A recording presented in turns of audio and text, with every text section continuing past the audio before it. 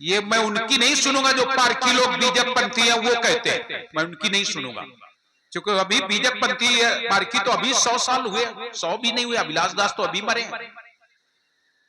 मैं उनकी नहीं सुनूंगा। उनकी बताओ जो सदगुरु कबीर साहब के समय में वो रहे हो, उनका लेख सुनो।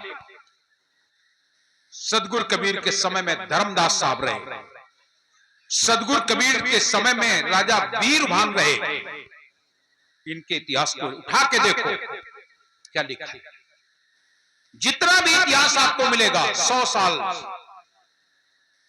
150 साल या और कम उसका मिलेगा जिसमें लिखा है कि कबीर एक विधवा ब्राह्मणी की संतान, उसके पहले का कोई इतिहास नहीं।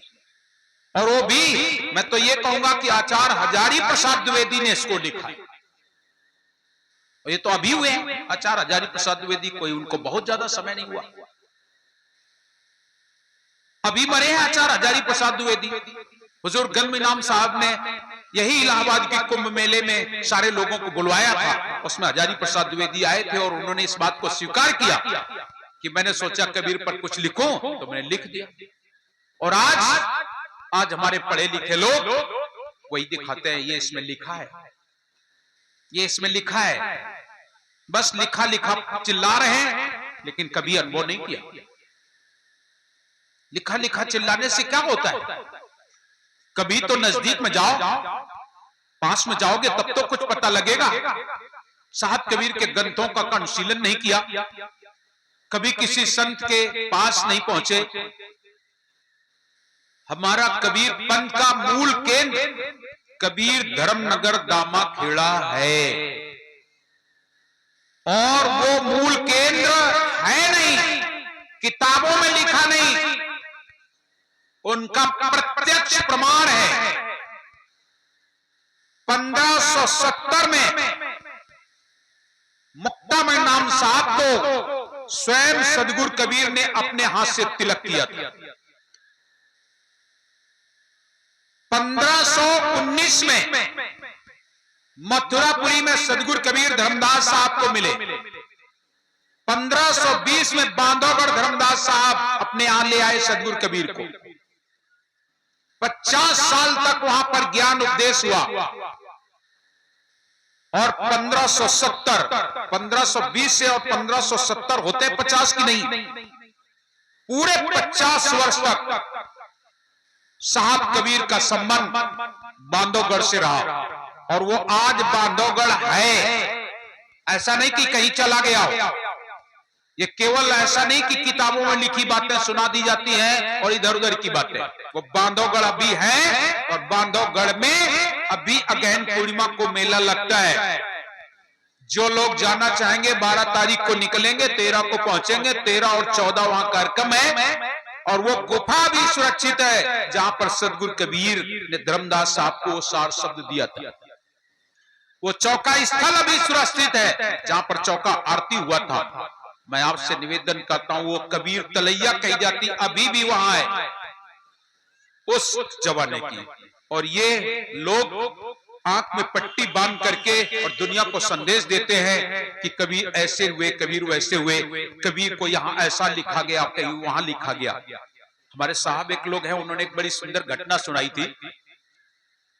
एक भैया था, उसकी फौज में नौकरी लगी थी, फौजी था, उसकी शादी हुई, छुट्टी लेके बेचारा आया, शादी हुई, और घर में पत्नी आई, और उधर से उस समय फोन नहीं होते थे, तार आ गया, और उस तार में लिखा था जल्दी आओ ड्यूटी पर।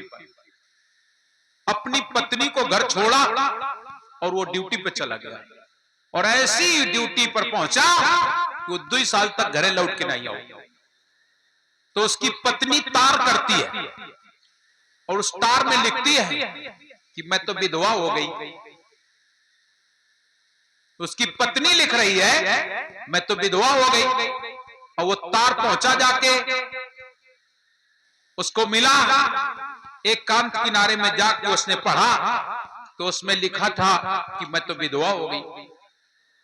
वो आदमी खूब रोए, फौजी रोए, बहुत से लोग आ गए, काहे रो रहे हो, क्या हो रहे हो, क्यों रो रहे हो? तो उसने बताया मेरी पत्नी विधवा हो गई, मेरी पत्नी विधवा हो गई, और रोए। तो बड़े बड़े अधिकारी थे, बोले तुमसे भी ज्यादा कोई पागल है? बोले क्यों? अरे तुम बैठे हो, तुम्हारी पत्नी कैसे विधवा हो गई? तो बोले इसमें लिखा है। सब लोग समझाए, अरे क्यों रोता है, तेरी पत्नी कैसे विधवा हो जाएगी, तू तो यहां बैठा है। तो वही तार उठा के दिखाए, बोले इसमें लिखा है कि मेरी पत्नी विधवा हो गई। बस वही स्थिति है कि आज भी लोग कबीर साहब के बारे में इसमें ये लिखा है, इसमें ये लिखा है, उसमें ये लिखा है। अरे कहा साहब कबीर कहते हैं पढ़ना लिखना दूर का, और तुम लिखा लिखे भी पढ़े हो। इसमें ये लिखा है, उसमें वो लिखा है, कभी देखा नहीं, और जो दिखा रहे हैं उसकी तुम सुनते नहीं। काशीपुरी में लहर तालाब अभी वो सुरक्षित है, भले वो खरसिया के हाथ में है, लेकिन तालाब तो सुरक्षित है। वो स्थान सुरक्षित जहां साहब प्रकट हुए। देखने वाला कह रहा है हमने आंखों से देखा, अष्टानंद बैठे थे ध्यान लगाए, उनकी आंखों को चकाचौंध बनाते देखा, और हमने सदगुरु तुम्हें सतलोक से आते देखा। बोले उनकी बातें गलत, मतलब जो आंखों से देख रहा है वो गलत। अष्टानंद ने देखा, वो कह रहे हैं कि अष्टानंद बैठे थे ध्यान लगाए, उनकी आंखों में चकाचौंध बनाते देखा, और हमने सदगुरु तुम्हें सतलोक से आते देखा। उनकी भी बातों को झुटला दिया। नीरू नीमा कह रहे हैं उनकी भी बातें झूठी हैं, केवल तुम्हारी बातें ये इसलिए सत्य है कि आज ऐसा क्यों नहीं होता। अगर आज ऐसा होने लगेगा तो तुम सब लोग कबीर जैसे नहीं हो जाओगे। वो तो केवल एक ब्रह्म है, एक परमात्मा है, वो कुछ भी कर सकता है, कुछ भी कर सकता है। लेकिन आप लोग बस लिखी लिखी बातें चिल्लाते हो, कहते हो। आज तक कबीर के बारे में कोई नहीं पूछ पाया कौन है कबीर। कबीर केवल एक संत नहीं थे, संतों उन्होंने संत सम्राट कहा, दार्शनिक कहते हैं, बहुत बड़े दार्शनिक थे सदगुरु कबीर।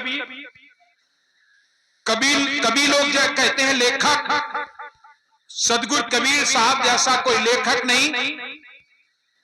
वो तो साहब कबीर डिक्टेटर थे, डिक्टेटर।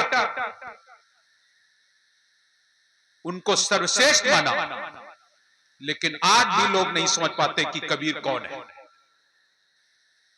सदगुरु कबीर साहब की ये कथा हो रही है आपके गांव में,